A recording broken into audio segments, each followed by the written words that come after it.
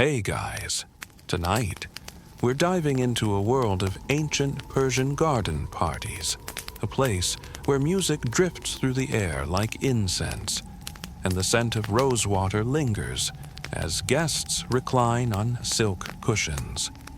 You can almost feel the soft, cool grass beneath your feet as you wander through a garden teeming with exotic flowers and whispering fountains. It's all so dreamy, right? But here's the kicker. Despite the seemingly chill vibes, these parties weren't just about lounging and feasting. They were strategic power plays, subtle political maneuvers, and cultural showcases rolled into one. You probably won't survive this much relaxation. So before you get comfortable, take a moment to like the video and subscribe, but only if you genuinely enjoy what I do here. And hey, why not drop your location and local time in the comments? It's always cool to see who's listening and where. Now, dim the lights, maybe turn on a fan for that soft background hum, and let's ease into tonight's journey together. You find yourself drifting through the gateway of a vast, intricately designed Persian garden. The scent of blooming jasmine and orange blossoms swirls around you, mingling with the faint aroma of sandalwood incense. Water trickles softly from a marble fountain shaped like a lotus flower, its petals glistening under the moonlight. You feel the air grow cooler as you move deeper into the garden, the evening breeze carrying the distant notes of a lyre. These garden parties weren't just thrown on a whim. They were meticulously planned, almost like staging a theatrical production. And it all began with a vision, the desire to replicate paradise on earth. Ancient Persians believed that a well-crafted garden was a mirror of the divine, a microcosm of heaven, complete with flowing water, lush greenery, and abundant fruits. The most extravagant gardens, called paradisa, were enclosed with high walls, creating a private sanctuary where the elite could indulge their senses in complete tranquility. Imagine stepping into one of these paradisiacal settings, a guest at the court of King Cyrus the Great. The garden is laid out like a vast chessboard with precise quadrants divided by water channels. Streams flow with rosewater, and delicate arches of vines frame pathways that lead to pavilions draped in silk. The grass is softer than any cushion, and beneath a massive cypress tree, a troupe of musicians is tuning their instruments, preparing to serenade the arriving guests. But who exactly were these guests? You weren't just anybody if you got an invitation to a garden party in ancient Persia. The guest list was a mix of royal family members, high-ranking officials, poets, musicians, and foreign dignitaries. These gatherings were more than just social affairs. They were political chess matches, where alliances were formed and broken over cups of pomegranate wine. As you stroll deeper into the garden, the murmur of conversation grows louder. You pass by clusters of nobles lounging on divans, their silk robes glimmering like dragonfly wings in the torchlight. Nearby, a group of poets recites verses to a small, attentive crowd, their words drifting like smoke through the air. And then there's the food.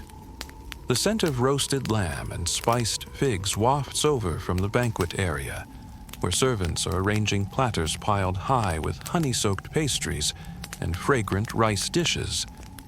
The spread is as much a feast for the eyes as for the stomach, with bowls of jeweled dates and ruby-red pomegranates gleaming like treasures under the lanterns. But despite the luxurious setting, there's a sense that not everything is as it seems. You catch snippets of whispered conversations, furtive glances exchanged across the pavilion. Power moves are being made beneath the surface, as subtle as the dance of a silk veil in the wind. Historians still argue whether these garden parties were genuine celebrations or carefully orchestrated political spectacles. Some say they were meant to showcase the empire's wealth and sophistication to foreign emissaries. Others believe they were a means of keeping the elite under surveillance, the garden acting as a gilded cage where loyalty and ambition could be quietly monitored. As the night deepens, the music swells and the laughter grows louder. You find yourself drawn toward the center of the garden, where a singer's haunting voice rises like mist into the air. You feel a shiver, a sense of something ancient and timeless, as though the garden is holding its breath, waiting to reveal a secret. And as the moon dips lower in the sky, you realize this is just the beginning. The night is still young, and the party is far from over. You move further into the heart of the garden, and with each step, the design becomes more intentional, more deliberate.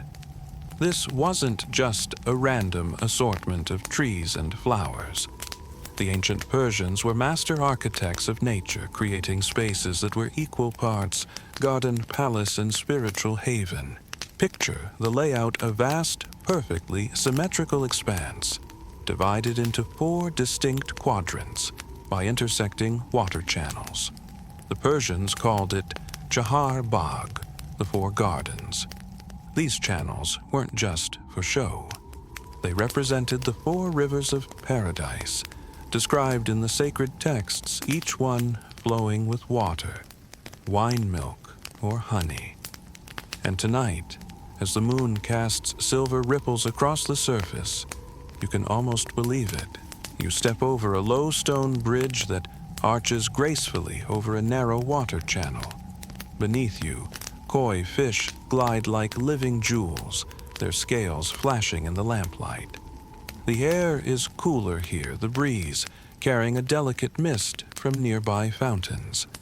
It's the kind of coolness that makes you want to close your eyes, lean back, and forget the world outside the garden walls. And that's exactly the point. These gardens weren't just about beauty.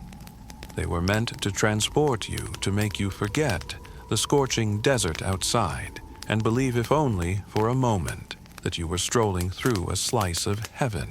The garden itself was a canvas, and the plants were the brushstrokes. Every flower, every tree was chosen for a reason. Pomegranate trees, their ruby-red fruit hanging like ornaments, symbolized fertility and abundance. Cypress trees stood tall and solemn, representing immortality. Roses bloomed in carefully arranged clusters, their petals as soft as silk, their scent as intoxicating as the wine flowing freely in the pavilions. Speaking of pavilions, they were the crown jewels of the garden. Built from gleaming white marble and adorned with intricate tile work, they looked like miniature palaces.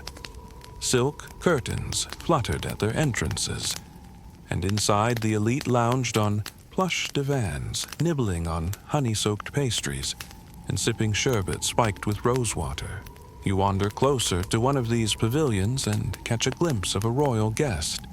He's reclining on a mound of embroidered cushions, his gold-threaded robe shimmering like a kingfisher's wing. In his hand, he holds a delicate silver goblet, its rim encrusted with turquoise and lapis lazuli. As he takes a sip, his eyes flicker over the crowd, as if searching for something or someone. Nearby, a group of court musicians tunes their instruments, adjusting the tension on their lutes and zithers. One musician, a slender young woman with kohl-lined eyes, strums a haunting melody on a santur. The notes drift into the night air like dandelion fluff floating and falling in gentle waves. But the real magic is in the water. The Persians were masters of hydrology, and they used water not just as a life source, but as a design element. The fountains in these gardens weren't just decorative. They were engineered to mimic the sound of a babbling brook, a gentle rain, or a thunderous waterfall. Water wheels turned with a slow, hypnotic rhythm, their wooden spokes creaking softly in the moonlight. Historians still debate whether these garden layouts were purely aesthetic, or if they had deeper symbolic meanings. Some scholars argue that the quadrants represented the four elements, earth, water, fire, and air, each carefully balanced to create harmony. Others believe the gardens were designed as metaphysical maps, with each pathway leading toward enlightenment, each fountain a source of wisdom. But tonight, the only enlightenment most guests are seeking is the kind that comes from a full cup of wine and a belly full of dates and honey. A few yards away, a cluster of nobles bursts into laughter, their voices echoing through the trees. One of them, a young man with a jeweled turban, balances a glass of wine on his head as his companions cheer him on. You smile to yourself as you watch the scene unfold.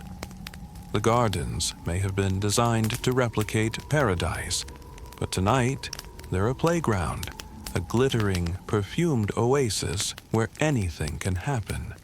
And as you take one last look at the pavilion, you can't shake the feeling that the night is about to get even more interesting. The night deepens, and the garden takes on a more ethereal quality. Torches flicker along the pathways, their flames casting long, dancing shadows against the marble pavilions. Servants glide through the crowd, like ghosts, balancing silver trays laden with cups of spiced wine and steaming platters of lamb skewers dusted with cinnamon and cloves. But behind all this opulence, there's a carefully orchestrated chaos, the unseen hustle that makes a night like this possible. You step away from the main garden toward a small, discreet entrance behind a silk-draped pavilion. Here, the real work is happening. You find yourself in a narrow courtyard bustling with servants. They move like a well-rehearsed dance, each one performing a specific task. A young boy fans the coals of a brazier, sending plumes of fragrant smoke wafting into the night air. Two women knead dough, their hands moving in perfect synchrony as they shape flatbreads that will be baked over open flames. And in the far corner, a cook stands over a massive cauldron stirring a thick, bubbling stew that smells like roasted lamb and quince. The scent is so rich it almost makes your knees buckle. But there's no time to linger. The head steward is barking orders, his voice sharp as a dagger's edge. Tonight's feast is a testament to Persian culinary mastery. It's not just food, it's a spectacle. Picture this silver platters piled high with roasted pheasant, stuffed with pomegranate seeds, its skin glistening with a honey glaze. Bowls of saffron rice, jeweled with ruby-red barberries, and slivers of pistachio. Lamb shanks, slow-cooked in a fragrant stew of plums and cinnamon. But the real showstopper is the sweets table. You weave through the crowd and spot at a long, low table draped in emerald silk, every inch of it covered in desserts that look too beautiful to eat. Honey-soaked pastries shaped like crescent moons, garnished with crushed rose petals. Almond cakes dusted with powdered sugar. Sticky dates stuffed with ground walnuts and a hint of cardamom. You can't help but notice the guests' reactions. Some take delicate bites, savoring each morsel with closed eyes and a slow, satisfied sigh.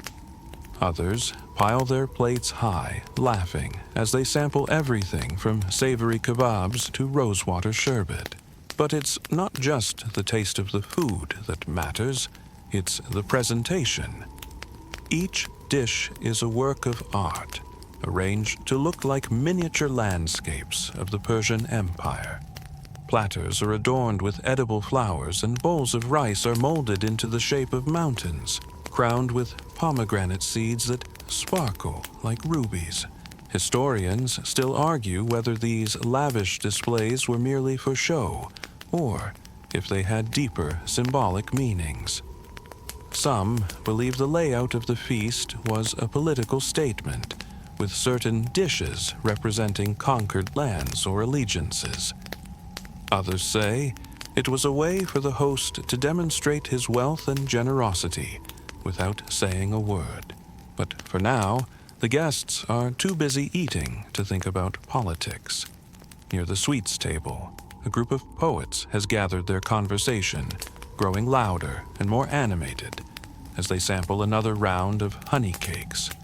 One of them, a gray-bearded man with ink-stained fingers, raises his goblet and recites a verse. Wine as red as the rose, a lover's cheek in repose. Sip and forget all woes, for tonight the garden grows. His voice is rich and melodic, and for a moment everyone falls silent. The only sound is the distant murmur of the fountains and the soft plucking of a lute from the musicians nearby. You wander closer to the musicians, drawn by the music. A trio is seated beneath a cypress tree, one playing the lute, another, the daff drum, and a third singing a haunting melody in a voice that trembles like a reed in the wind. The singer's eyes are closed, her expression serene as she pours her soul into each note. There's a sense of timelessness here, as if the garden has always existed and always will, a place where the past and present blend, where the lines between reality and dream blur. And as you watch the guests dance and drink beneath the stars, you can't help but wonder, is this a celebration or is it a ritual? A party or a prayer? Whatever it is, the night is only getting started. And as the music swells and the laughter rises, you feel the garden pulsing with life, as if the very air is charged with something electric and ancient. The night deepens, and the garden hums with a vibrant, intoxicating energy. The air is thick with the scent of jasmine and cardamom, and the laughter of the guests swirls around you like a heady, dreamlike fog. You move through clusters of people draped in rich silk robes, their voices rising and falling like a gentle tide. You notice a group of guests gathered beneath a pavilion adorned with golden lanterns. The pavilion is open on all sides, its silk curtains fluttering in the breeze, like the wings of a giant butterfly. Inside, cushions embroidered with intricate floral patterns are arranged in a semicircle, and the guests recline in languid poses, their eyes half closed, their fingers absently toying with strands of amber beads. This is where the real action is happening. The exchange of whispered secrets, the quiet bartering of favors. It's the unspoken language of the elite, a language woven with glances, gestures, and cryptic half-smiles. You find yourself lingering at the edge of the pavilion, listening in on snippets of conversation. To your left, a man in a crimson robe leans forward, his voice low and urgent. "I heard the envoy from Egypt brought more than just gold," he says, eyes darting around as if afraid to be overheard. "They say he has a gift for the king, something that could change everything." A woman with kohl-rimmed eyes laughs softly, lifting a goblet of wine to her lips. And you believe that half the stories you hear in this garden are spun from moonlight and opium smoke. You move on, slipping further into the crowd, and the conversations continue. Two poets are debating the merits of the latest courtly verse, their words flowing like water over polished stones. A young nobleman is trying to charm the daughter of a merchant, his smile as dazzling as the emerald pendant around her neck. And nearby, an elderly scribe is reciting lines from the Shahnameh, the epic poem that tells the story of ancient Persia's kings and heroes. But not everyone is here to gossip and flirt. For some, the garden is a battlefield, a place where words are as sharp as daggers, and every compliment is laced with a hidden barb. You catch sight of a man seated alone beneath a cypress tree, his gaze fixed on the crowd. His robes are dark, his face shadowed, and when he raises a cup to his lips, his eyes flash like a hawk's. Historians still debate whether these garden gatherings were primarily social or political. Some argue that they were an opportunity for nobles to solidify alliances, trade secrets, and curry favor with those in power. Others claim they were a way for the king to keep an eye on his subjects, to observe who was speaking to whom, who was drinking too much, who was too bold or too quiet. And as you wander deeper into the garden, you begin to notice the subtle signs of surveillance, the way the servants move silently through the crowd, their eyes lowered, but always watching. The way the musicians seem to play a little louder whenever a certain conversation grows too heated. The way the king's personal guard lingers near the pavilion, his hand resting lightly on the hilt of his scimitar. You step away from the crowd, finding yourself in a quieter corner of the garden. Here, the air is cooler, the scent of flowers less intense. In the shadows, a woman sits alone on a stone bench, her face half hidden by a silk veil. Her eyes are closed, her lips moving as if reciting a prayer or a poem. For a moment, the noise of the party fades away, and all you can hear is the rustling of leaves and the distant murmur of the fountains. You feel as if you've stepped into another world, a secret garden within the garden, a place where the masks come off, and the truth can finally be spoken. And then, just as quickly, the moment passes. The woman rises, smoothing her robe, and slips back into the crowd without a backward glance. You're left standing alone, the night suddenly colder, the air heavy with unspoken words. The party is still in full swing. Musicians play lively tunes on the tar, and the ney, their melodies winding through the night like a silken thread. Guests continue to dance and laugh, oblivious to the secret swirling around them, like the perfumed smoke from the incense burners. You turn to leave, but something makes you pause, a feeling that there's more to this garden than meets the eye. That beneath the laughter and the music, beneath the silk and the jewels, something darker is simmering. And as the moon dips lower in the sky, casting long shadows across the marble pathways, you can't shake the feeling that tonight's party is only just beginning. The night air grows heavier, thick with the scent of roasted lamb and spiced wine. You weave through the crowd drawn toward the grand banquet pavilion, where the feast is in full swing. Beneath a canopy of embroidered silk tables are arranged in a U-shape, each one laden with an extravagant array of food. You approach the main table, where the king's closest advisors and favored guests are seated. At the center, a massive silver platter gleams in the torchlight, heaped high with roasted quail, its skin crisp and golden. Next to it, a bowl of jeweled rice sparkles with pomegranate seeds, slivers of almonds, and dried apricots that glow like amber. This isn't just a meal. It's a performance. Each dish is a statement, each flavor carefully chosen to impress and perhaps to intimidate. Take the roasted lamb, its tender meat rubbed with a heady mix of cumin, cinnamon, and saffron. It's been slow-cooked for hours, the juices thickened into a rich, glossy glaze that glistens like liquid gold. And then there are the sweets, sticky honey cakes, dusted with powdered sugar date pastries stuffed with spiced walnuts, and bowls of rosewater sherbet, chilled with shards of ice brought in from the mountains. You watch as a servant carefully pours the sherbet into delicate glass cups, the liquid catching the light like molten emerald.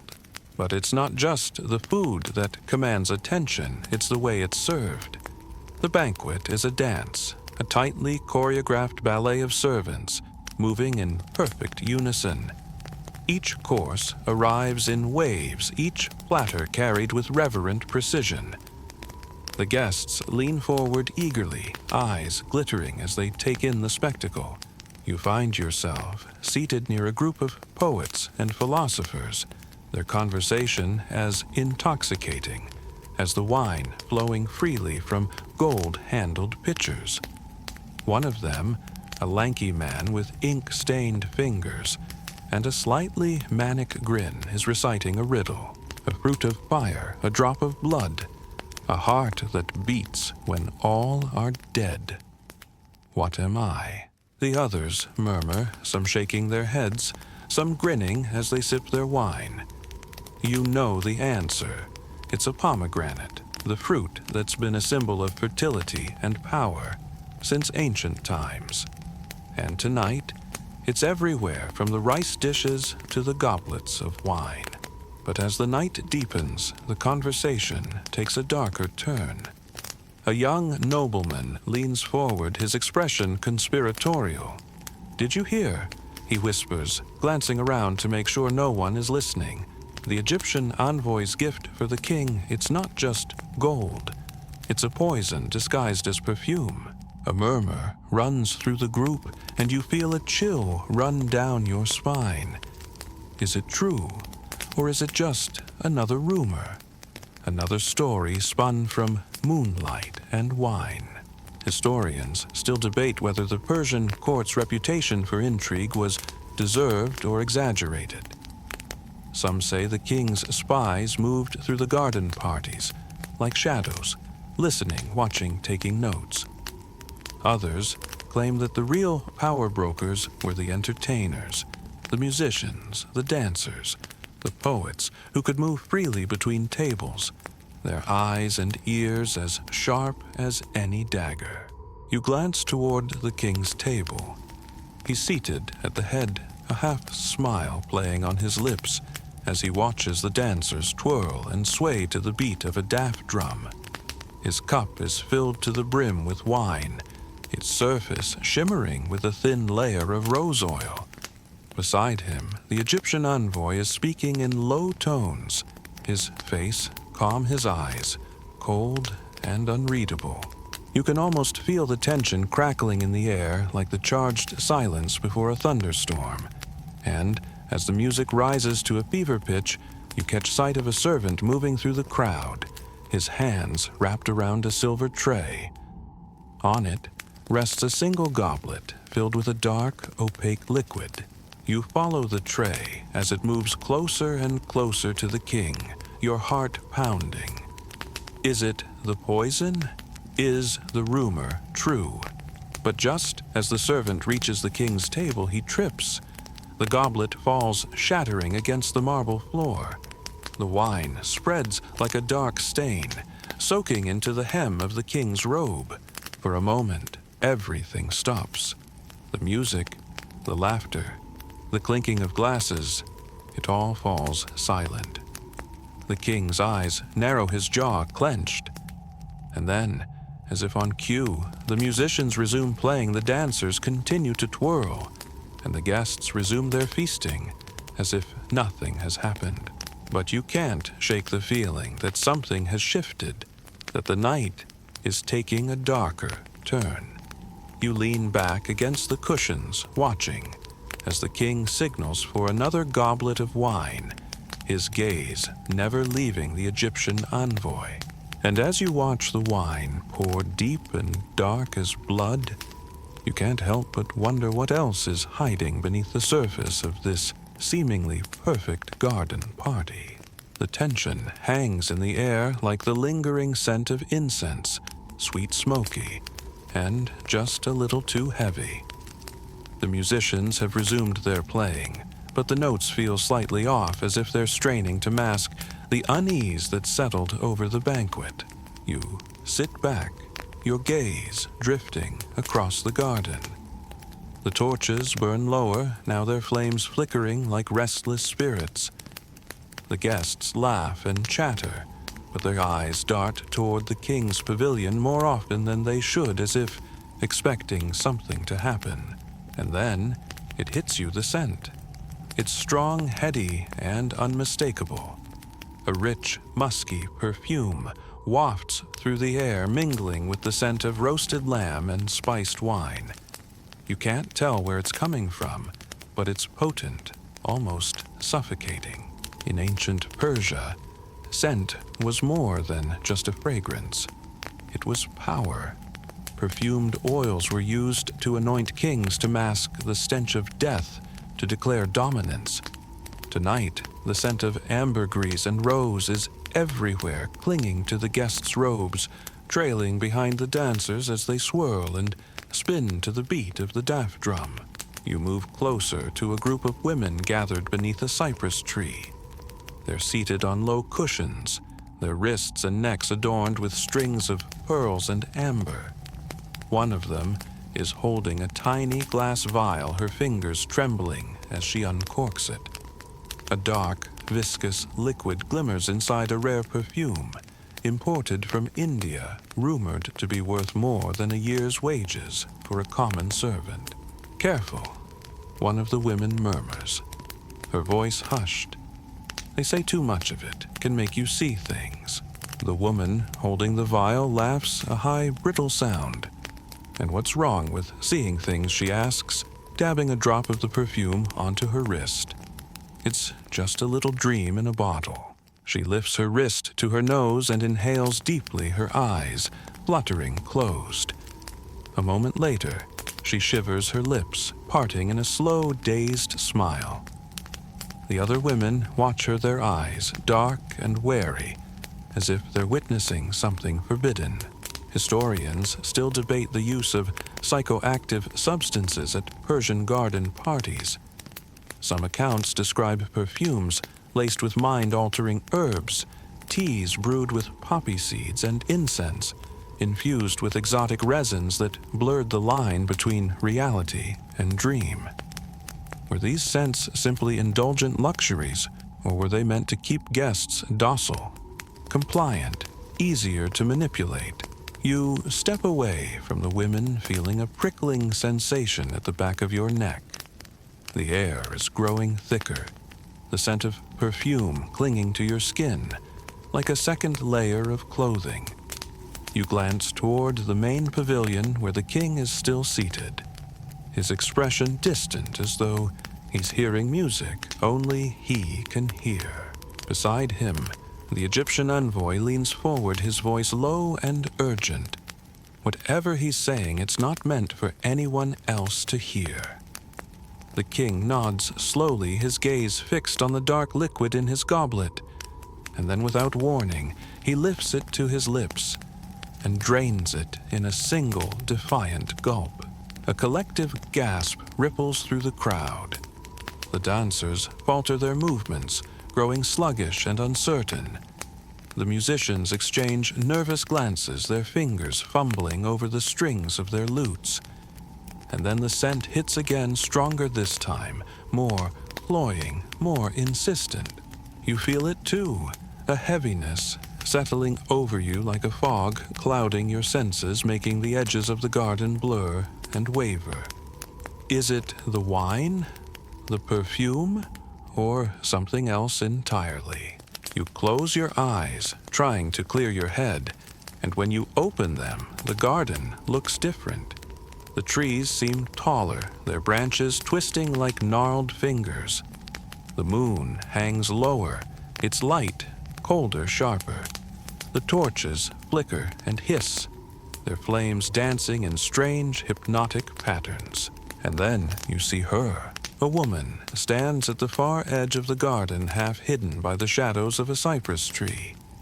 Her face is obscured by a dark veil, but her eyes are luminous, almost silver in the moonlight.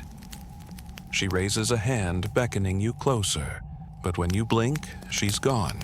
The garden snaps back to normal, the guests laughing, the music playing, the scent of perfume fading into the night. You take a deep, shaky breath, trying to steady yourself. but the sensation lingers like a dream that's slipped away before you could grasp it. You turn to leave, but as you do, you hear a voice, a whisper soft and low, as if carried on the wind. Not everything here is what it seems. You whirl around, but there's no one there. Just the cypress tree swaying in the breeze, its branches rustling like silk. And as you walk away, the scent of perfume follows you haunting, clinging like a ghost you can't shake. The night drifts on the air, thickening with a sense of unreality. The music swells and dips, a haunting, hypnotic melody that winds through the garden like a snake through grass. You move away from the main pavilion, your footsteps echoing softly against the marble path, and find yourself drawn toward the edge of the garden, where a cluster of musicians is playing beneath a vine-covered trellis. There are 3 of them, 2 men and a woman, seated cross-legged on a silk carpet. The woman plucks the strings of a tar, her eyes half closed as she sways in time to the rhythm. One of the men is playing a ney, his breath a steady mournful wind that weaves through the music like a whispered secret. The third strikes a daff drum, his palms moving in a slow, deliberate rhythm that thrums in your chest like a second heartbeat. It's almost mesmerizing the way the music blends into the night, the way it seems to rise from the earth itself, echoing through the garden, slipping through the spaces between conversations and laughter. You close your eyes for a moment, letting the melody wash over you, and feel yourself sinking deeper into the night, as if the music is a tide pulling you out to sea. And then the woman begins to sing. Her voice is soft at first, a low, lilting chant that rises and falls like a lullaby. The words are in Old Persian, a language as ancient as the garden itself, and though you can't understand them, the feeling is unmistakable, a sadness as deep and dark as the sea, a longing that stretches across centuries. You open your eyes, and for a moment, the garden seems to shimmer the edges of the trees and pavilions, blurring as if seen through a veil of mist. The guests move like sleepwalkers, their laughter slow and heavy, their eyes unfocused. You feel it too, the sensation of being caught between worlds, between waking and dreaming. Historians still debate the purpose of these musical performances. Some argue that they were meant to lull the guests into a state of calm, to open their minds to deeper conversations or mystical revelations.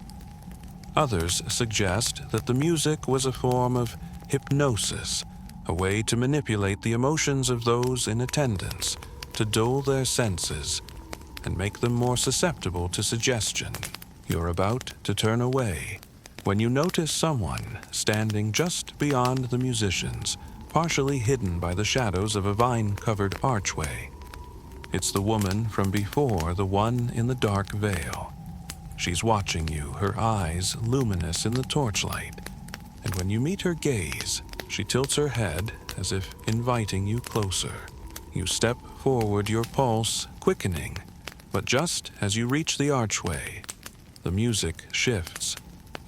The rhythm of the drum quickens, the notes of the tar grow sharper, more insistent. The woman slips away into the shadows, her veil fluttering like a bat's wing, and you lose her among the trees. You shake your head, trying to clear it, but the music keeps tugging at you, pulling you back into that strange, dreamlike haze.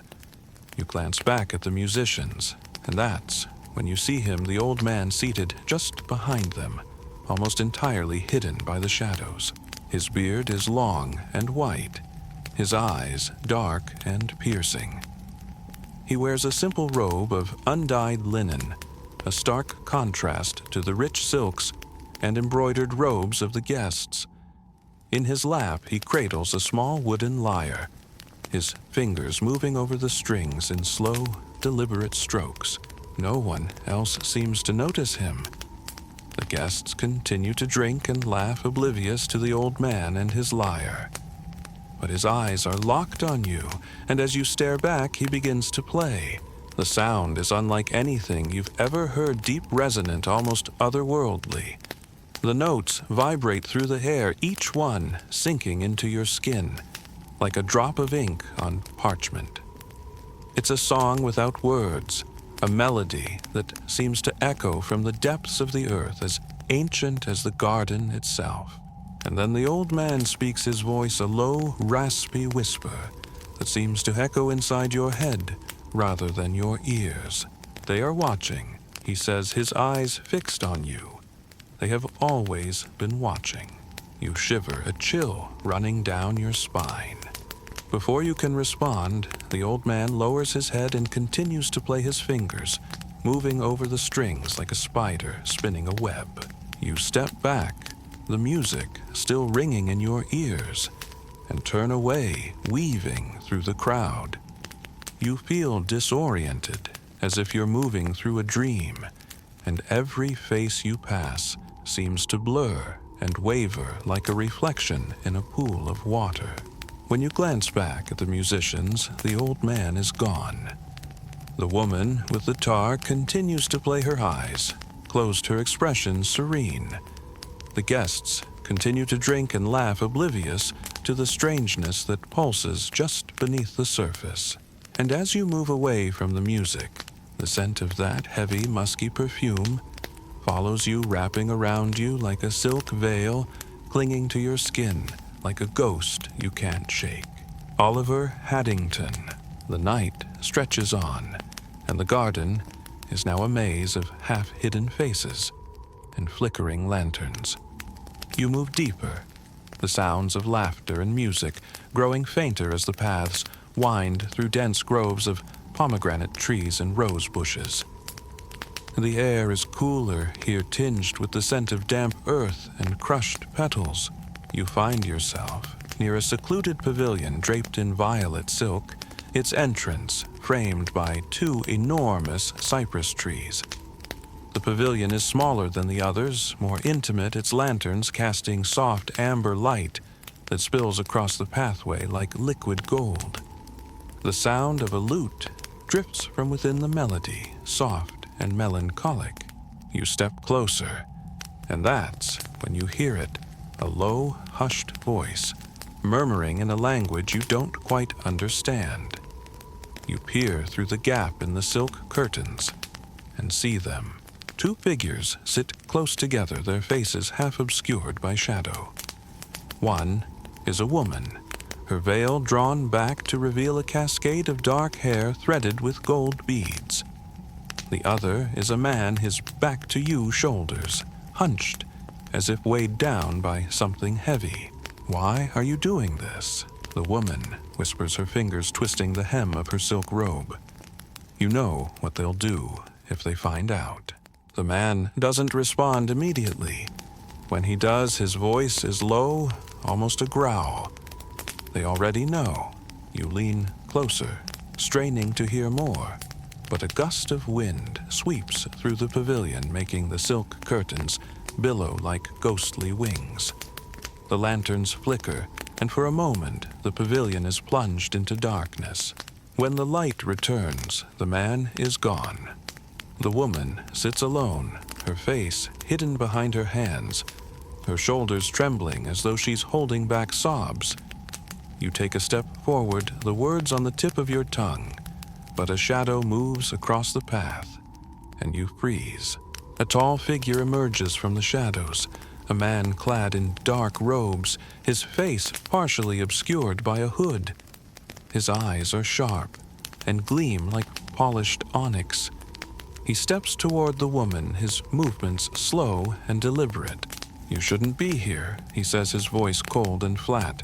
The woman lifts her head, her eyes red and glistening. "He's gone," she whispers, her voice breaking. "They took him." The man in the hood doesn't respond. Instead, he reaches out, grasping her wrist in a grip that seems far too tight. "You need to leave," he says, his jaw clenched. Before they come back, the woman tries to pull away, but the man tightens his grip, his expression hardening. You step forward, a surge of anger rising in your chest, but before you can intervene, the man releases her, his eyes flicking to the entrance of the pavilion. Remember, he says, his voice low and urgent. The garden hears everything. The woman nods, her face pale, as she rises to her feet. Without another word, she turns and slips away, vanishing into the night like a shadow in the wind. The man lingers for a moment, his gaze sweeping over the garden, as if searching for something or someone. You press yourself against the cypress tree, your heart hammering in your chest. The man stands there for a moment, longer, then turns and walks away, his dark robes trailing behind him. Like the wings of a raven, you exhale your breath, a sharp, ragged gasp. What was that about?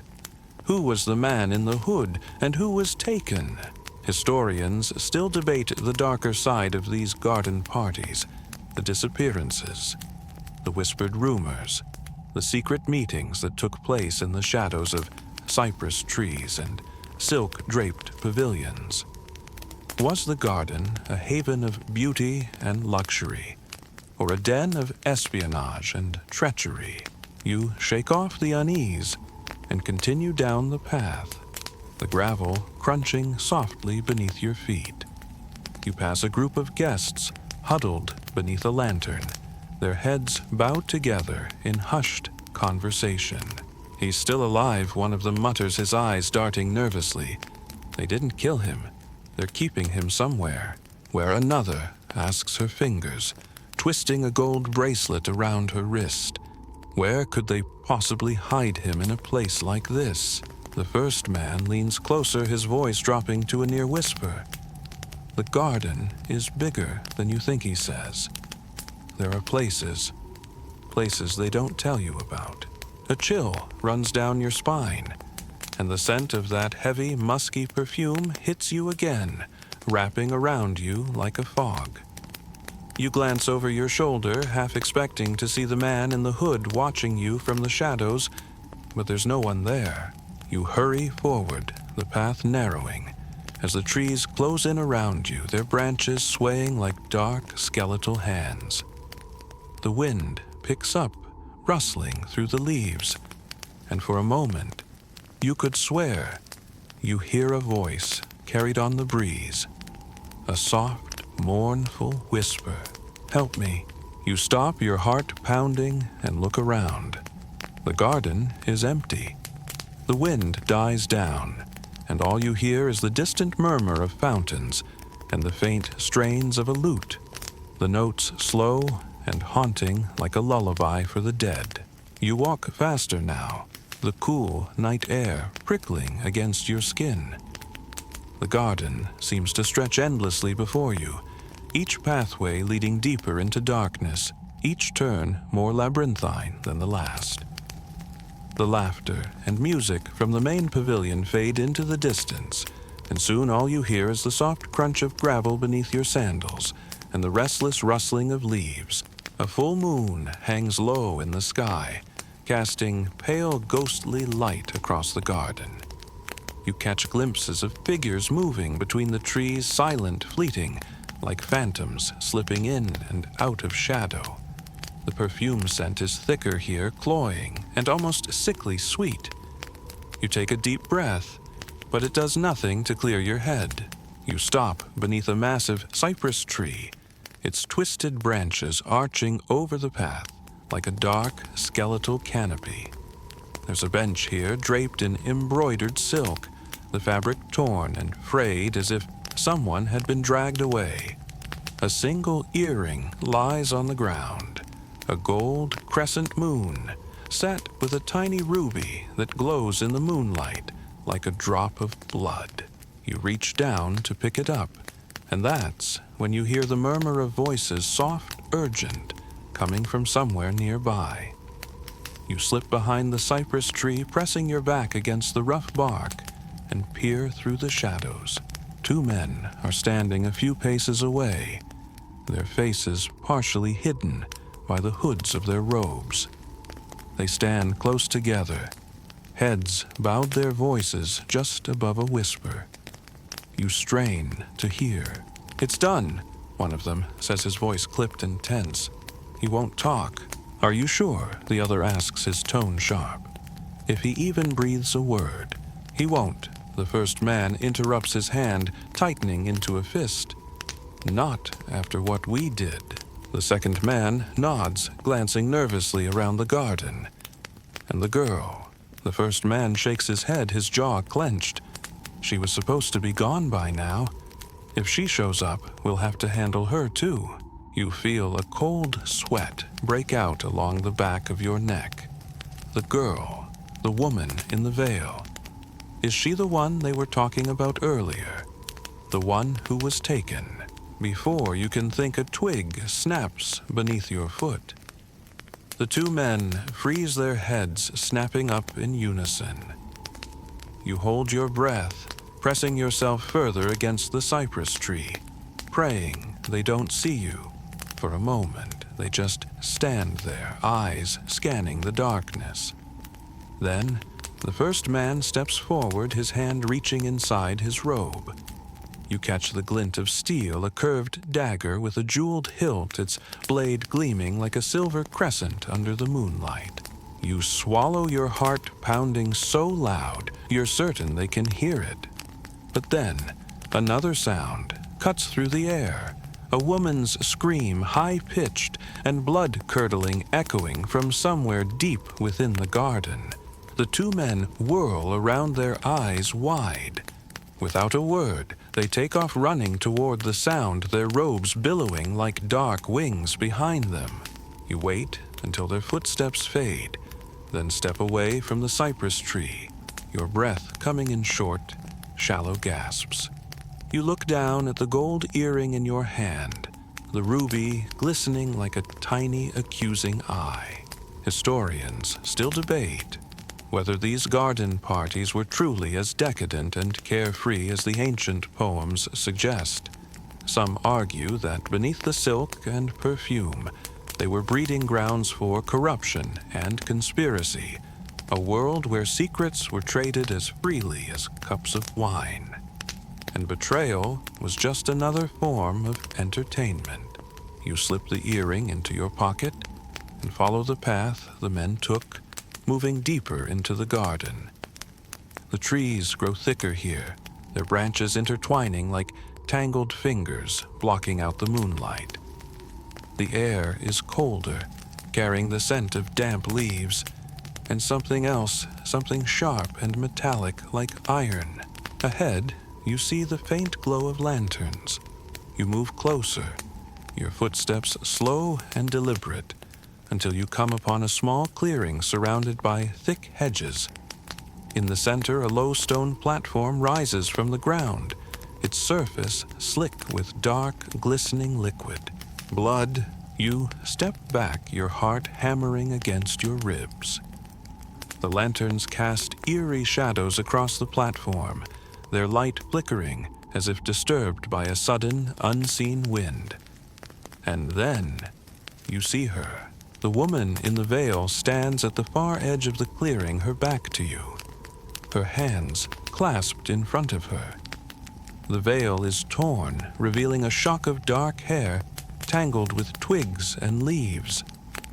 Her shoulders shake as though she's sobbing, but no sound escapes her lips. You take a step toward her, your hand reaching out, but she turns suddenly, her eyes locking onto yours. And they are wrong too, wide, too dark, too empty. "Help me," she whispers, her voice echoing strangely as if coming from somewhere far away. They're still here.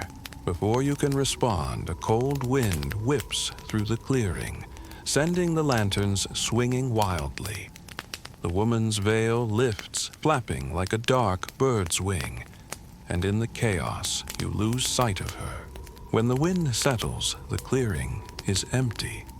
The stone platform is bare, the blood gone.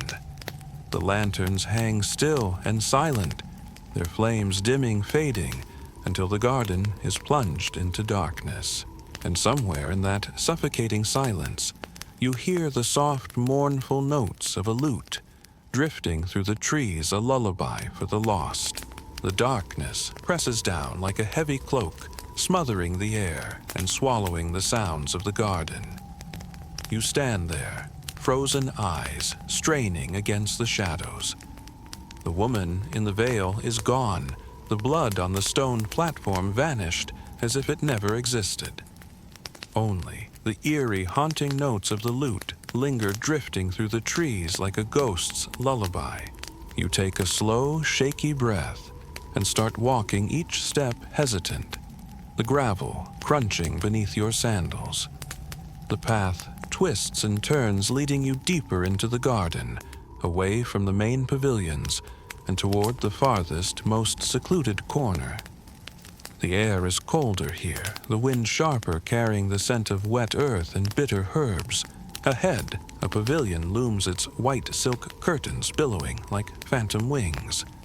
The structure is larger than the others, its arches adorned with intricate carvings of birds and flowers. But the carvings seem twisted, the birds' eyes too large, the flowers curling into unnatural shapes. You feel a chill, and for a moment, it seems as though the carvings are moving the birds' heads, turning to watch you as you approach. Inside, the pavilion is empty almost.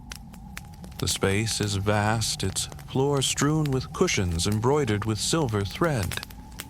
The scent of incense hangs heavy in the air, sweet and suffocating, and at the far end a single figure sits cross-legged on a raised dais. It's the old man with the lyre.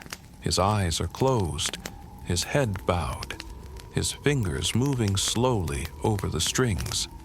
The melody he plays is soft, almost hypnotic, the notes winding through the air like tendrils of smoke. You take a step closer, and the floor creaks beneath your foot. The old man's eyes snap open, dark and bottomless, and his fingers still. They're listening, he says, his voice a low, gravelly rasp. They've always been listening. You swallow your throat dry. Who? The old man doesn't answer. Instead, he lifts the lyre and begins to play again, the notes soft and lilting, but beneath them you can hear something else, a murmur, faint and indistinct, like 100 voices whispering all at once. You shake your head, trying to clear it, but the whispers grow louder, the words overlapping, mingling, until they coalesce into a single chilling phrase. Help me. You whip around, eyes darting across the pavilion, but there's no one there. Only the old man, his head about his fingers, moving over the strings as if in a trance. You step back, your heart pounding. Where is she? You ask, your voice echoing through the empty space. The woman in the veil. Where did she go? The old man's fingers still the last note hanging in the air like a shiver. She's here, he whispers. They're all here. You take another step back, the floor creaking beneath you. And that's when you notice it. The floor isn't wood, it's stone. Cold, smooth stone engraved with symbols you can't quite decipher. You look down, and the pattern on the floor seems to shift and undulate the symbols, twisting and writhing like a nest of snakes. You blink, and the movement stops. The floor is just a floor, the symbols still and lifeless. But you can't shake the feeling that you're standing on something ancient, something powerful, something that was never meant to be disturbed. You turn to leave, but the old man's voice stops you. She's waiting, he says, his eyes still closed, in the place where the garden ends. You shiver, the air suddenly colder. The place where the garden ends. You turn back toward the path, your pulse quickening. The wind picks up, rustling the silk curtains, and sending a chill through the pavilion. You hurry outside the night air, fighting against your skin. The path stretches before you, winding through the dark, empty garden. The torches have burned low their flames, flickering weakly, casting long, wavering shadows. You move quickly, now your steps urgent, your breaths coming faster. The air is heavy, oppressive, and the scent of that musky perfume is thicker. Here, clinging to your skin like a damp shroud. You pass beneath a row of cypress trees, their branches twisted and gnarled, their leaves rustling like whispers. And then you see it. Ahead, a gateway looms, a massive stone archway, its surface carved with the same twisting serpentine symbols you saw in the pavilion. The archway is open, its entrance yawning like a dark mouth. Beyond it, there is nothing but blackness, a void so deep it seems to swallow the light. You hesitate, your feet rooted to the ground. The air is colder here, the scent of perfume mingling with something else, something sharp and metallic. You take a step closer, and a breeze rushes through the archway, carrying with it that same haunting, echoing whisper. Help me. You shiver, your skin prickling with goosebumps. The voice is unmistakable, the woman in the veil, the one they took, the one they silenced. You take a deep breath, your heart hammering against your ribs, and step forward, the darkness closing in around you like a curtain. The darkness presses against you like a heavy cloak, wrapping around your shoulders and seeping into your skin. The air is colder here, sharper, carrying a scent that is both sweet and sickly, like roses left too long in stagnant water. You step forward, the ground beneath your feet uneven and damp, the stone cool and slick, like the bottom of a forgotten well. The path winds deeper into the blackness, and with each step the whispers grow louder.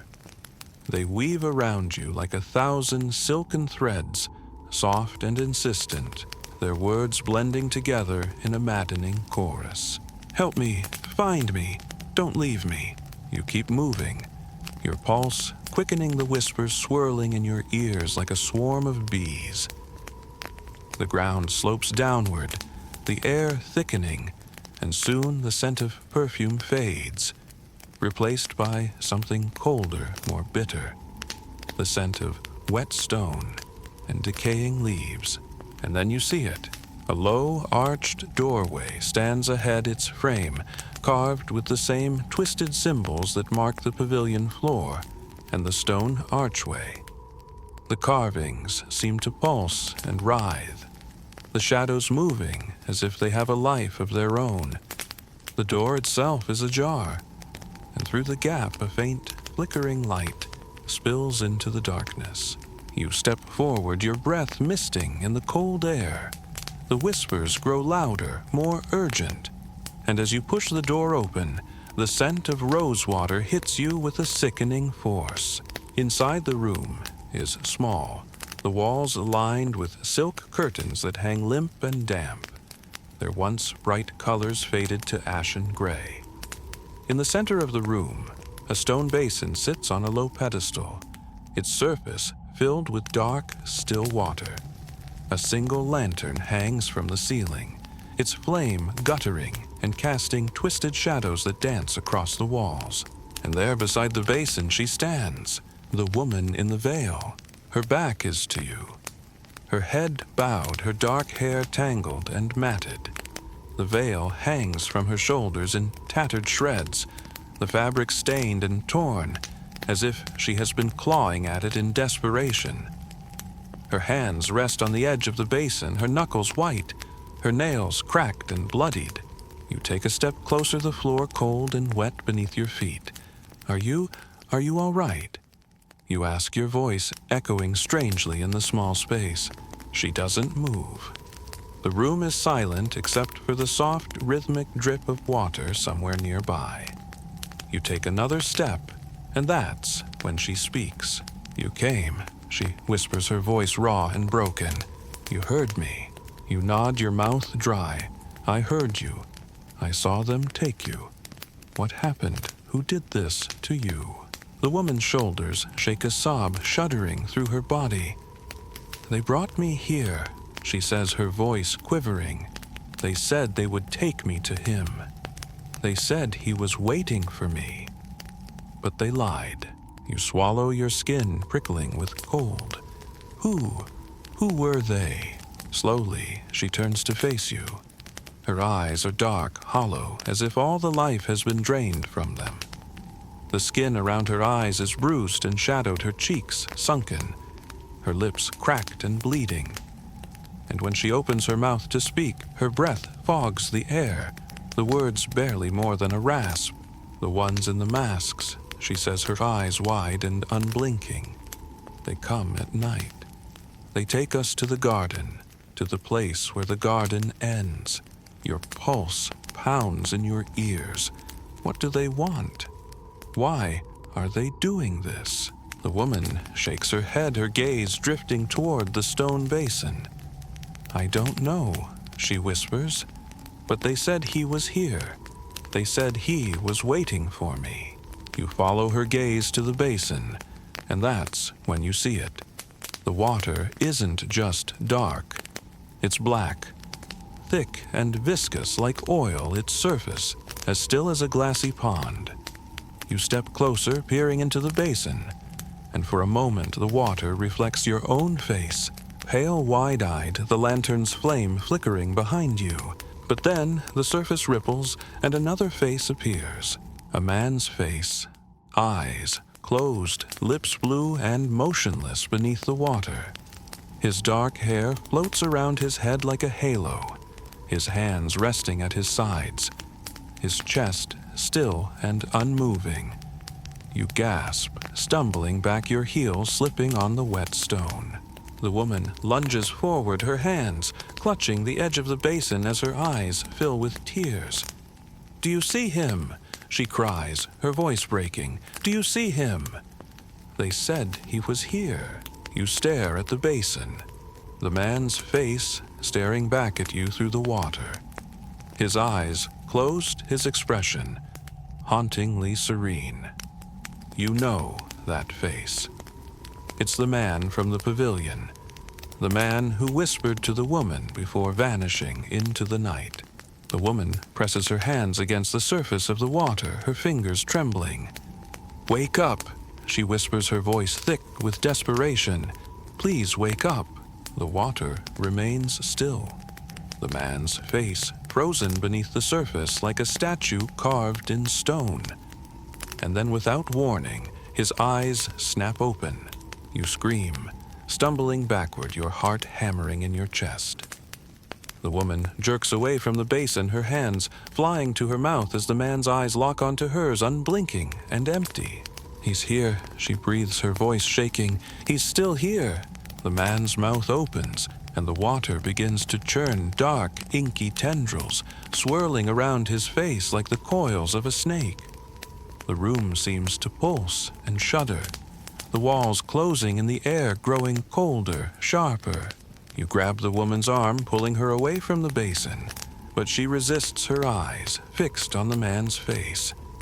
Don't leave me, she cries, her nails digging into your arm. Don't leave me here with them. And then the lantern's flame gutters out, plunging the room into darkness. All that remains is the sound of the woman's sobs and the soft, echoing whisper of the man beneath the water. Help me. The darkness is absolute, a void, so thick you can almost feel it pressing against your skin. You stand there, frozen, the woman's ragged sobs echoing around you like the cries of a wounded animal. The air is frigid, and the scent of damp stone and stale rosewater clings to you like a shroud. You take a step back, your hands fumbling in the dark, searching for anything solid to anchor you. The floor is slick and uneven, the coal seeping through the thin soles of your sandals. You can still hear the woman, her breaths coming in short, gasping sobs, her hands clutching at the edge of the stone basin. You swallow your throat tight. "We need to get out of here," you say, your voice sounding small and thin in the darkness. "Can you walk?" The woman doesn't answer. You hear the soft rustle of her robe as she sinks to her knees beside the basin, her fingers trailing through the icy water. "They said he was here," she whispers, her voice hollow. "They said he was waiting for me." You shiver, a chill prickling down your spine.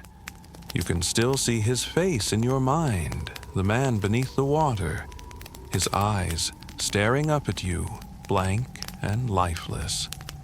Was it real, a vision, or just another trick of this cursed garden? You reach for the woman, your fingers closing around her arm. Her skin is cold, clammy, and when you pull her to her feet, she sways her head lolling to the side, as if she's barely conscious. "Come on," you say, your voice firmer now. "We have to go." But before you can move, the air shifts. A sound echoes through the chamber, a low grinding noise like stone scraping against stone. You turn toward the basin, and in the faint, flickering light you see it. The stone walls are moving. The symbols carved into the stone begin to writhe and twist, their lines glowing faintly as they pulse and ripple like the coils of a snake. The basin trembles, the dark water rippling as if disturbed by an unseen hand. The woman's eyes snap open, her gaze fixed on the basin. "He's here," she whispers, her voice quivering. "They brought him here to keep him quiet." You take a step back, your heart pounding. The walls are closing and the stones grinding and groaning as they slide together, sealing off the entrance. The air grows thicker, colder, the scent of wet earth and mold heavy and suffocating. You grab the woman's arm again, pulling her away from the basin. "We need to move." But she resists, her gaze locked onto the water, her eyes wide and glassy. "I can hear him," she says, her voice distant. "He's calling to me." You shake her hard, your fingers digging into her shoulders. "There's nothing there." You shout, your voice echoing off the stone walls. "It's a trick, we need to." But then, the water in the basin begins to boil. The surface churns and roils, dark tendrils of ink swirling through it like a nest of snakes. The woman screams, her hands flying to her head as the whispers grow louder, more urgent, their voices echoing through the chamber. "Help us. Save us. Don't leave us." You cover your ears, the sound so loud it feels like it's coming from inside your skull. The walls pulse and shudder, the symbols glowing brighter, their light casting eerie, dancing shadows across the stone floor.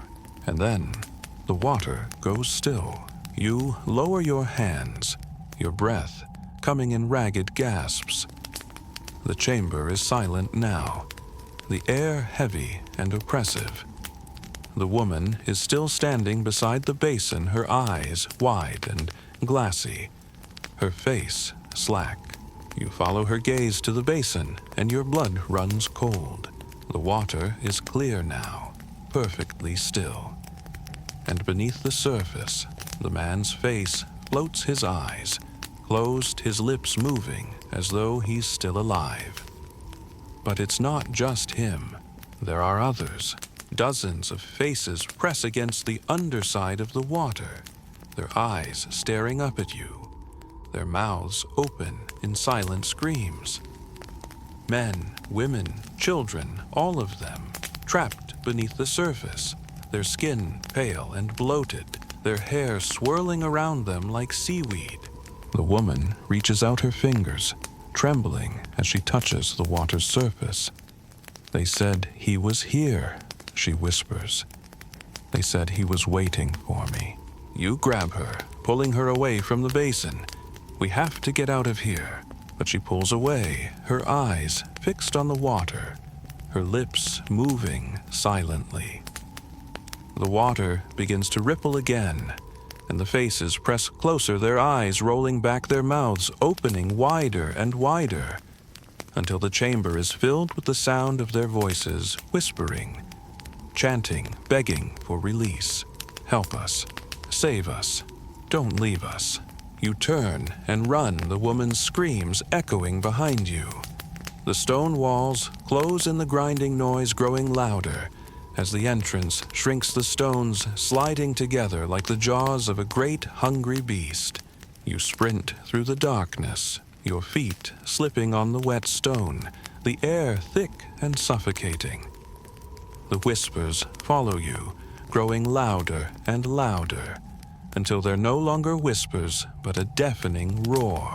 And then you see it, the archway, the path to the garden, still open, the moonlight spilling through like a beam of salvation. You lunge forward, your arms outstretched, your lungs burning, your heart hammering against your ribs. You reach the archway, just as the stones begin to close, the heavy slabs sliding together with a thunderous crash. You dive through the air, rushing past you, and hit the ground hard, your knees scraping against the gravel path. The air is still. The night is quiet. The garden is as it was before, tranquil, silent, the trees swaying gently in the wind. The moon hangs high overhead, its silver light spilling across the pathways like a cold, watchful eye. You lie there, gasping, the scent of rosewater still clinging to your skin. You stare up at the moon, your chest rising and falling, and for a moment you almost believe that it was all just a dream. But then, from somewhere deep within the garden, you hear it, a single muffled scream echoing through the night like a dying breath. The night air is frigid, biting through your clothes as you struggle to your feet. The gravel path crunches beneath you, the sound sharp and jarring in the heavy silence. You glance back at the archway, but it's gone, just a blank stretch of wall. Where the opening once stood, the stone solid and unyielding. You swallow, your throat dry, your pulse still hammering from the sprint. The whispers have stopped. The night is still. The garden appears exactly as it was, before Serene composed its pathways lined with cypress trees swaying softly in the breeze. But you can't shake the feeling that you're being watched. You move forward, your eyes darting from shadow to shadow, each gust of wind making the leaves shiver like a chorus of ghostly voices. Somewhere nearby, you hear the soft, mournful notes of a lute drifting through the air, the same haunting melody you heard in the pavilion. It winds through the garden like a thread of silk, tugging at your senses, drawing you deeper. You follow the sound each step, feeling heavier than the last. The paths seem longer now, more convoluted, twisting and doubling back as though the garden itself is shifting around you. You pass beneath a row of cypress trees, their branches reaching overhead like dark, skeletal arms. The air is colder here, the wind sharper, carrying with it a faint, familiar scent, rosewater. You stop, your eyes narrowing. The scent is stronger now, more potent, almost sickening. You turn slowly, scanning the trees, the shadows, the darkened pavilions. And that's when you see them. Figures moving through the trees. They're draped in dark robes, their faces obscured by deep hoods. Their movements are slow and deliberate, their heads bowed as they pass silently between the trees like mourners in a funeral procession. You crouch low, pressing yourself against a stone bench, your heart pounding in your ears. The figures move closer, their robes whispering against the gravel path. You count them 5, 6, 7 each, carrying a lantern that flickers with a sickly, greenish flame. The light casts eerie shadows across their faces, revealing glimpses of hollow, empty eyes. They pass within inches of you, their feet moving in perfect unison, their heads never turning, their mouths moving silently in what looks like a prayer or a chant. The words are low, unintelligible, like the mutterings of the dead. You hold your breath, forcing yourself to remain still as they pass by. But as the last figure moves past, he stops. He stands there, the lantern swaying gently in his hand, his hooded face turned toward you. You can't see his eyes, but you can feel his gaze, a cold, searing presence that makes your skin crawl. For a long, terrible moment, the world holds its breath. And then, without a word, he turns and continues down the path, the lantern's greenish flame bobbing through the darkness. You exhale your breath, shaky and uneven, your palms slick with sweat. You stay crouched for another moment, your eyes fixed on the retreating figures as they disappear around a bend in the path. Historians still argue about the existence of secret societies within the Persian court. Some claim that beneath the garden's surface, behind the silk curtains and perfumed air, there were factions and cults devoted to the old gods carrying out rituals in the dead of night. You rise to your feet, your legs trembling. The scent of rosewater lingers in the air, stronger now, almost overpowering. You follow the path the figures took, your footsteps slow and deliberate, each step echoing in the heavy silence. The path leads to a clearing you haven't seen before, a wide circular space bordered by tall cypress trees, their branches arching overhead to form a dark, ominous canopy. In the center of the clearing stands a stone altar, its surface covered in dark stains that shimmer in the moonlight like spilled ink. The scent of rosewater is strongest here, mingling with the sharp, metallic tang of blood. You step forward, your heart pounding, and that's when you see her, the woman in the veil.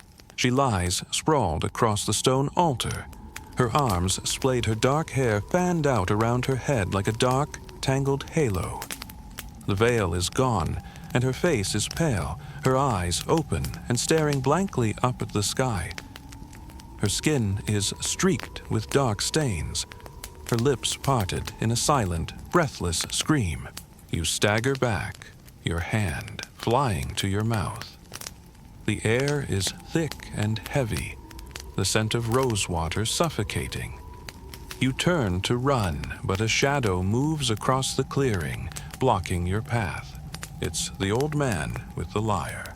He stands there, his eyes dark and unblinking, his fingers moving over the strings in slow, deliberate strokes. The music is soft, almost hypnotic, each note a drop of poison sinking into your mind. "They're watching," he says, his voice low and rasping. "They've always been watching."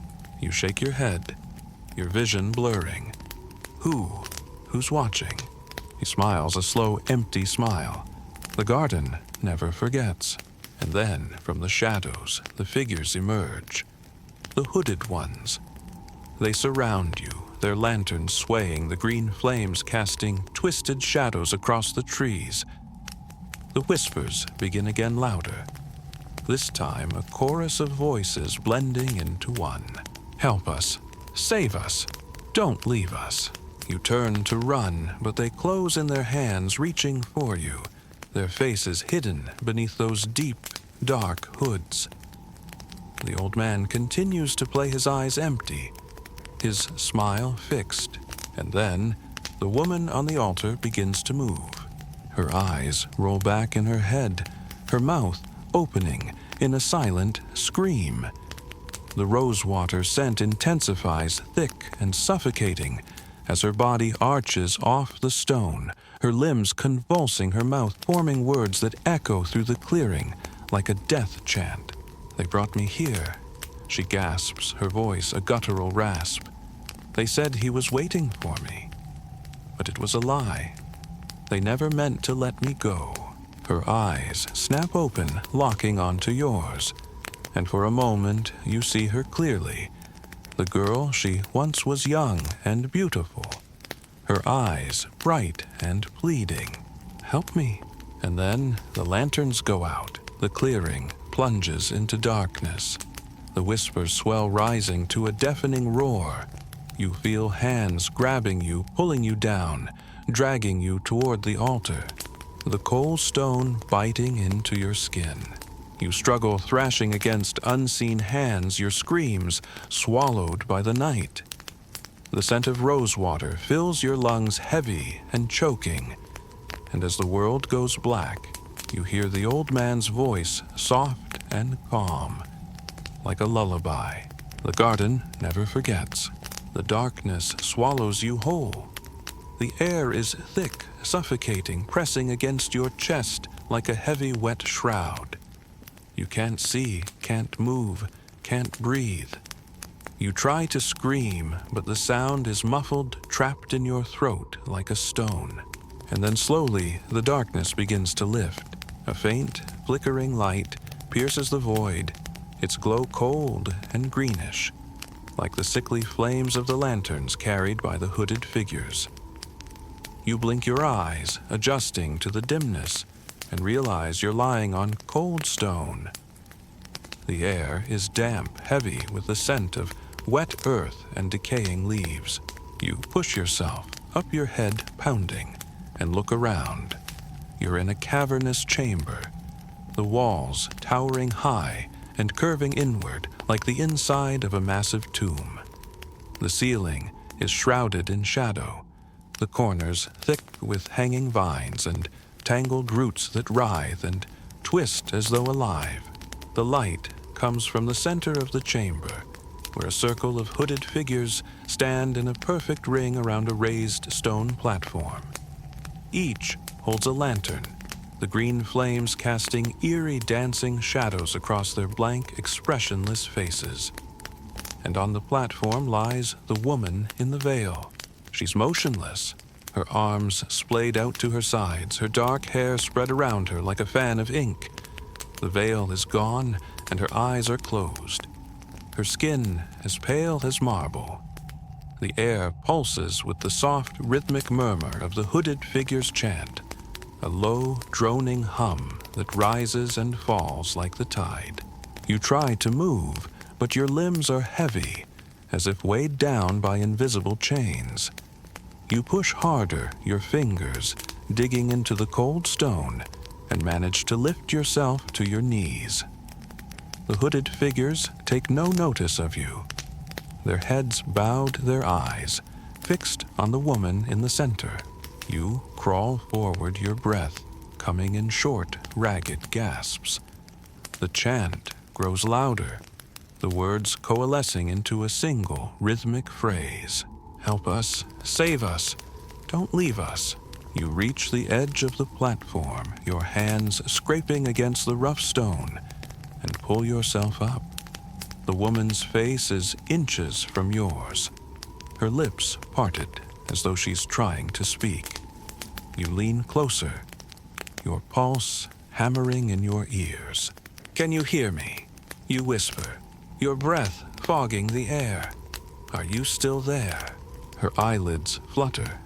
A shiver runs through her body, her lips moving silently as though she's struggling to form words. You grip her shoulders, shaking her gently. "Wake up.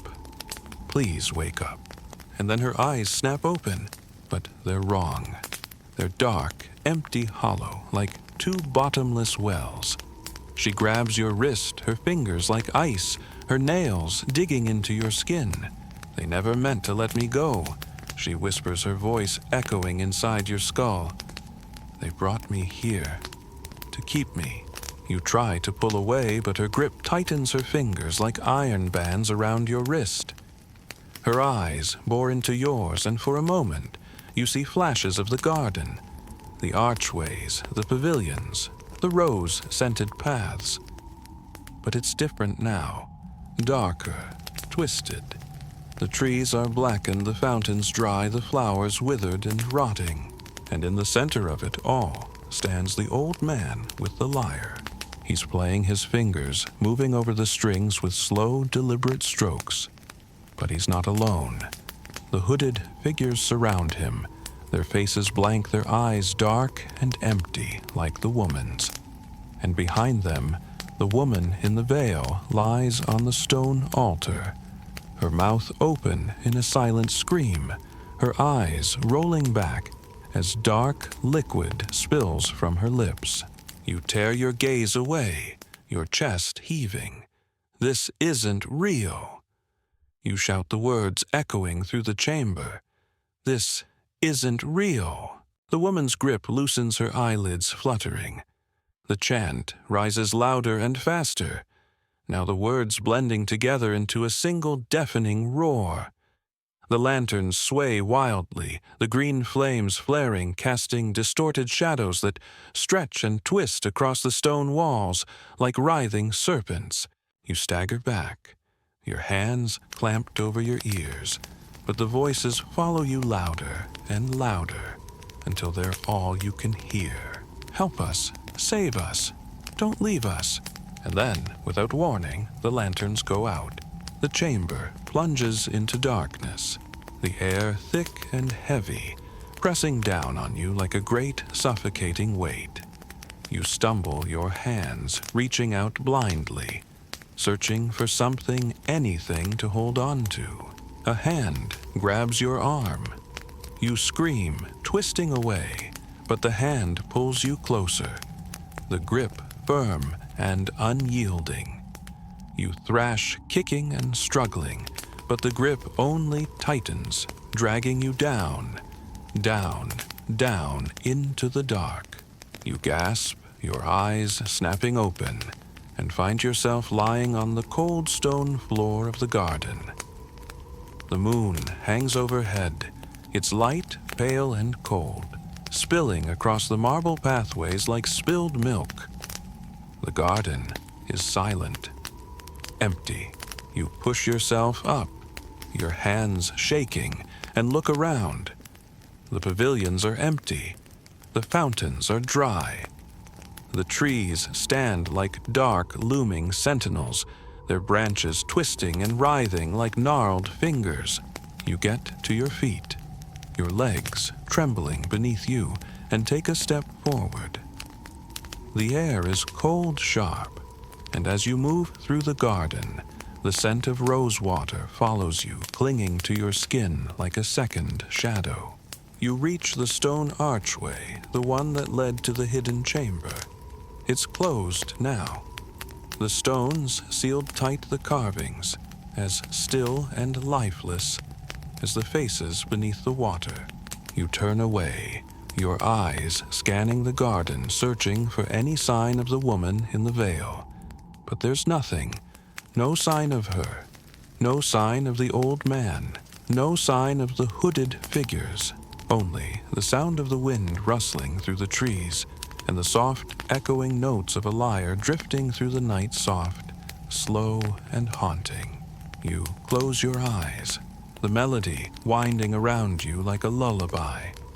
And in the distance, you hear it, a single, soft, desperate whisper, echoing through the empty garden. Help me. The darkness swallows you whole. The air is thick, suffocating, pressing against your chest like a heavy, wet shroud. You can't see, can't move, can't breathe. You try to scream, but the sound is muffled, trapped in your throat like a stone. And then, slowly, the darkness begins to lift. A faint, flickering light pierces the void, its glow cold and greenish, like the sickly flames of the lanterns carried by the hooded figures. You blink your eyes, adjusting to the dimness, and realize you're lying on cold stone. The air is damp, heavy, with the scent of wet earth and decaying leaves. You push yourself up, your head pounding, and look around. You're in a cavernous chamber, the walls towering high and curving inward like the inside of a massive tomb. The ceiling is shrouded in shadow. the corners thick with hanging vines and tangled roots that writhe and twist as though alive. The light comes from the center of the chamber, where a circle of hooded figures stand in a perfect ring around a raised stone platform. Each holds a lantern, the green flames casting eerie dancing shadows across their blank, expressionless faces. And on the platform lies the woman in the veil. She's motionless, her arms splayed out to her sides, her dark hair spread around her like a fan of ink. The veil is gone, and her eyes are closed, her skin as pale as marble. The air pulses with the soft, rhythmic murmur of the hooded figure's chant, a low, droning hum that rises and falls like the tide. You try to move, but your limbs are heavy, as if weighed down by invisible chains. You push harder, your fingers digging into the cold stone, and manage to lift yourself to your knees. The hooded figures take no notice of you. Their heads bowed, their eyes fixed on the woman in the center. You crawl forward, your breath coming in short, ragged gasps. The chant grows louder, the words coalescing into a single rhythmic phrase. Help us. Save us. Don't leave us. You reach the edge of the platform, your hands scraping against the rough stone, and pull yourself up. The woman's face is inches from yours, her lips parted as though she's trying to speak. You lean closer, your pulse hammering in your ears. Can you hear me? You whisper, your breath fogging the air. Are you still there? Her eyelids flutter. A shiver runs through her body, her lips moving silently as though she's struggling to form words. You grip her shoulders, shaking her gently. Wake up, please wake up. And then her eyes snap open, but they're wrong. They're dark, empty, hollow, like two bottomless wells. She grabs your wrist, her fingers like ice, her nails digging into your skin. They never meant to let me go, she whispers, her voice echoing inside your skull. They brought me here to keep me. You try to pull away, but her grip tightens her fingers like iron bands around your wrist. Her eyes bore into yours, and for a moment, you see flashes of the garden, the archways, the pavilions, the rose-scented paths. But it's different now, darker, twisted. The trees are blackened, the fountains dry, the flowers withered and rotting. And in the center of it all stands the old man with the lyre. He's playing his fingers, moving over the strings with slow, deliberate strokes. But he's not alone. The hooded figures surround him, their faces blank, their eyes dark and empty like the woman's. And behind them, the woman in the veil lies on the stone altar, her mouth open in a silent scream, her eyes rolling back as dark liquid spills from her lips. You tear your gaze away, your chest heaving. This isn't real. You shout the words echoing through the chamber. This isn't real. The woman's grip loosens, her eyelids fluttering. The chant rises louder and faster, now the words blending together into a single deafening roar. The lanterns sway wildly, the green flames flaring, casting distorted shadows that stretch and twist across the stone walls like writhing serpents. You stagger back, your hands clamped over your ears, but the voices follow you louder and louder until they're all you can hear. Help us, save us, don't leave us. And then without warning, the lanterns go out. The chamber plunges into darkness, the air thick and heavy, pressing down on you like a great suffocating weight. You stumble, your hands reaching out blindly, searching for something, anything to hold on to. A hand grabs your arm. You scream, twisting away, but the hand pulls you closer, the grip firm and unyielding. You thrash, kicking and struggling, but the grip only tightens, dragging you down, down, down into the dark. You gasp, your eyes snapping open, and find yourself lying on the cold stone floor of the garden. The moon hangs overhead, its light pale and cold, spilling across the marble pathways like spilled milk.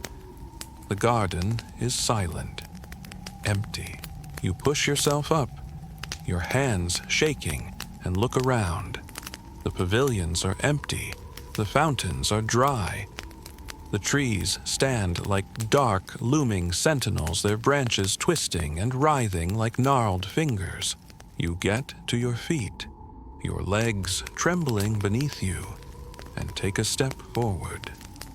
The air is cold sharp, and as you move through the garden, the scent of rosewater follows you, clinging to your skin like a second shadow.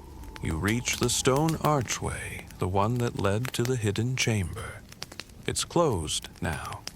The stones sealed tight the carvings, as still and lifeless as the faces beneath the water. You turn away, your eyes scanning the garden, searching for any sign of the woman in the veil. But there's nothing. No sign of her. No sign of the old man. No sign of the hooded figures. Only the sound of the wind rustling through the trees and the soft echoing notes of a lyre drifting through the night. Soft, slow, and haunting. You close your eyes, the melody winding around you like a lullaby. And in the distance, you hear it a single, soft, desperate whisper, echoing through the empty garden. Help me.